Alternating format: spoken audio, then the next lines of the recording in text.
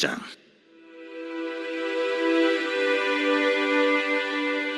이스라엘 자손이 요단 저편 해돋는 쪽 곧 아르논 골짜기에서 헤르몬 산까지의 동쪽 온 아라바를 차지하고 그 땅에서 쳐 죽인 왕들은 이러하니라. 시혼은 헤스본에 거주하던 아모리 족속의 왕이라.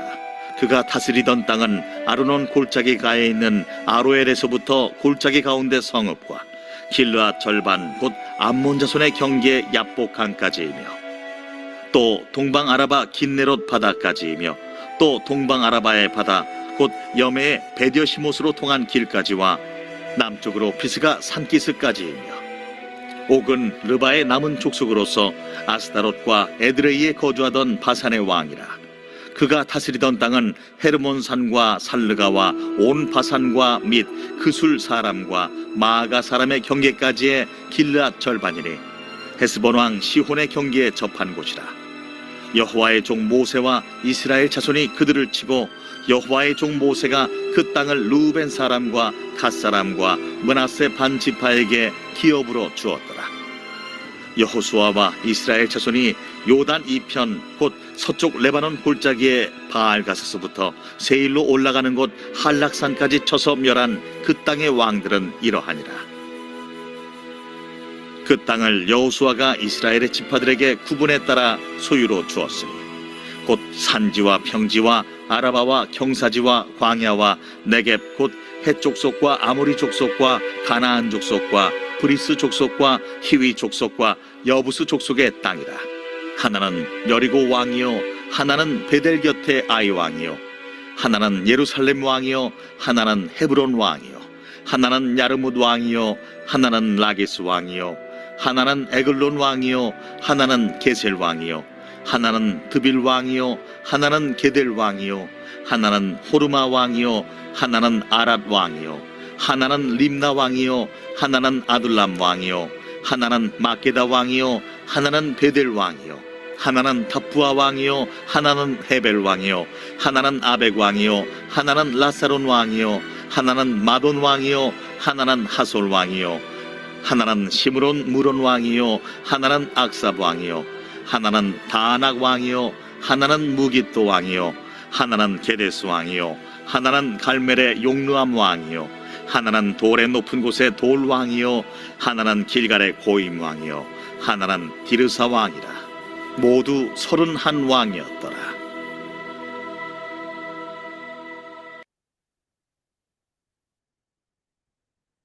네, 오늘 본문의 말씀은 가나안 전쟁을 마친 후에 정복한 지역과 왕들의 이름이 기록되어 있습니다.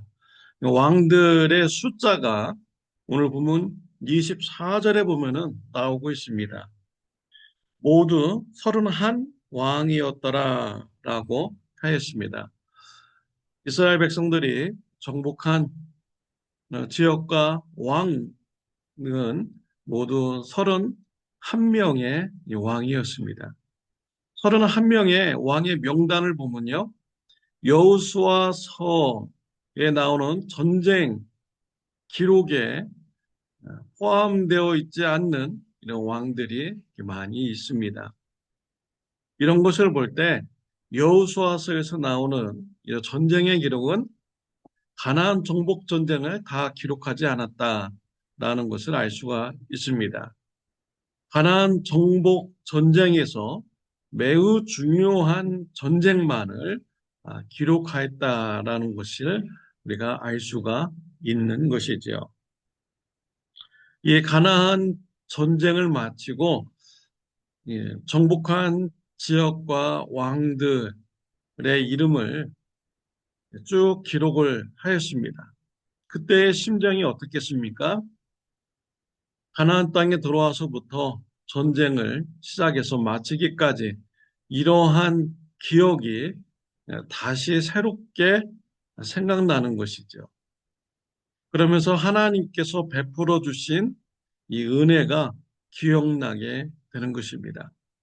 또 후손들에게는 이와 같은 전쟁의 기록을 보면서 하나님께서 이렇게 도와주셨구나, 은혜 베풀어 주셨구나, 라는 것을 후손들도 알게 되고 하나님의 은혜에 대해서 감사하는 이런 시간을 가지게 되는 것입니다. 1절부터 6절까지 이 본문은요, 요단강 동편 땅을 정복한 지역과 왕들이 나오고 있습니다. 신명기서에 보면은 모세와 이스라엘 백성들이 요단강 동편 땅을 정복을 이렇게 하였죠.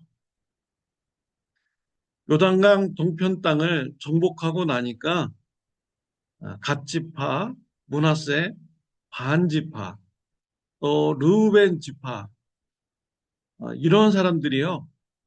나는 요단강 동편 땅에서 살겠습니다. 가나안 땅에 들어가지 않겠습니다. 요단강 동편 땅을 우리에게 주십시오라고 요구를 한 것입니다. 이때 얼마나 많이 긴장했습니까? 왜냐하면 이스라엘 지파들이 분열되게 되는 것이죠. 그리고 가나안 땅을 들어가서 전쟁을 해야 되는데 분열이 되면 여기서부터 어려움이 시작이 되는 것입니다. 하나님의 은혜로요. 르우벤 지파, 갓 지파, 므낫세 반 지파들이 좋은 결론을 맺게 됩니다. 그들이 가나안 정복 전쟁 끝날 때까지 같이 전쟁에 참여하겠다라고 한 것입니다. 전쟁의 선봉에 서서 참여하겠다라고 하였어요. 그 대신 요단강 동편 땅의 가족들 그리고 자신의 가축들은 그곳에 살게 해달라고 이렇게 하였습니다.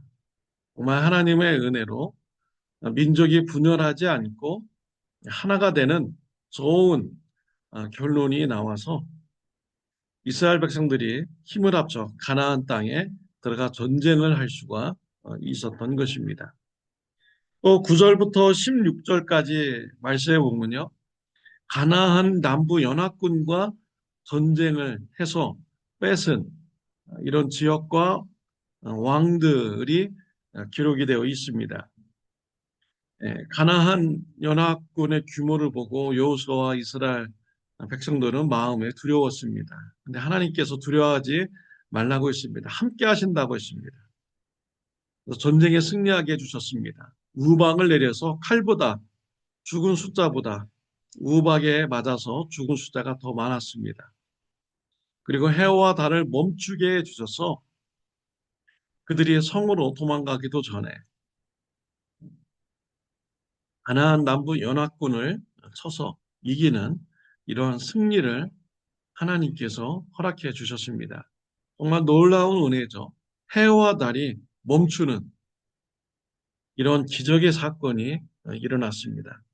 이스라엘 백성들은 이 글을 쓰면서 또 이 글을 읽는 자들은 모두 이러한 하나님의 은혜의 사건을 기억하고 이제 감사하게 되는 것이죠.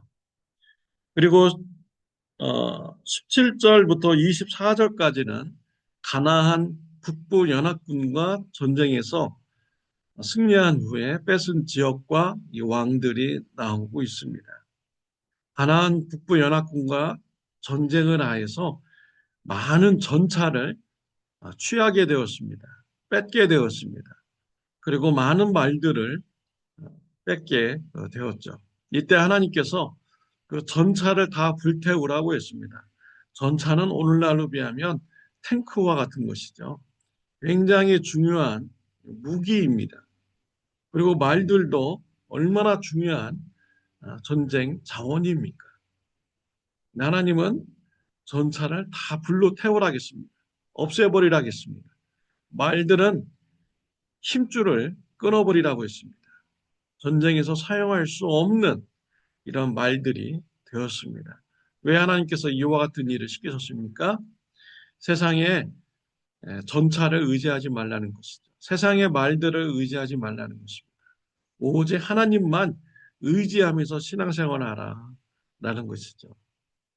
이스라엘 백성들은 이러한 하나님의 명령에 순종을 해서 전차를 다 불태웠고 마을의 힘줄을 다 끊게 되었습니다.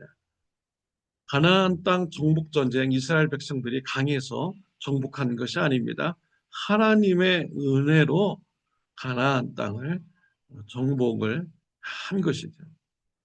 전차보다 더 중요한 것이 하나님의 은혜인 것입니다. 이스라엘 백성들은 하나님의 은혜 때문에 전쟁에서 승리하게 된 것입니다. 이러한 것을 성경 말씀을 읽으면서 다시 한번 기억하게 되고 감사하는 이런 신앙을 가지게 되는 것이죠. 저와 여러분들도요, 하나님께서 베풀어 주신 은혜를 잊지 않고 감사하는 이런 신앙생활을 우리가 해야겠습니다. 하나님께서 베풀어 주신 축복 손가락으로 세워가면서 기억하시길 바랍니다. 그리고 감사하시기를 바랍니다. 데살로니가전서 5장 16절 18절 말씀에 보면요. 항상 기뻐하라. 쉬지 말고 기도하라. 범사에 감사하라. 이는 그리스도 예수 안에서 너희를 향하신 하나님의 뜻이니라 라고 말씀을 하셨습니다. 범사에 감사하는 신앙의 삶을 살아가는 저와 여러분들이 되시기를 바랍니다. 기도드리겠습니다. 하나님 아버지 감사합니다. 이스라엘 백성들은 하나님께서 베풀어 주신 은혜를 기억하며 감사하는 시간을 가졌습니다. 저와 우리 성도님들도 하나님께서 베풀어 주신 은혜를 손가락으로 세어가며 기뻐하며 감사하는 신앙생활하게 하여 주옵소서. 예수님의 이름으로 기도드렸습니다. 아멘. 오늘도 감사가 넘치는 하루가 되시기를 바랍니다.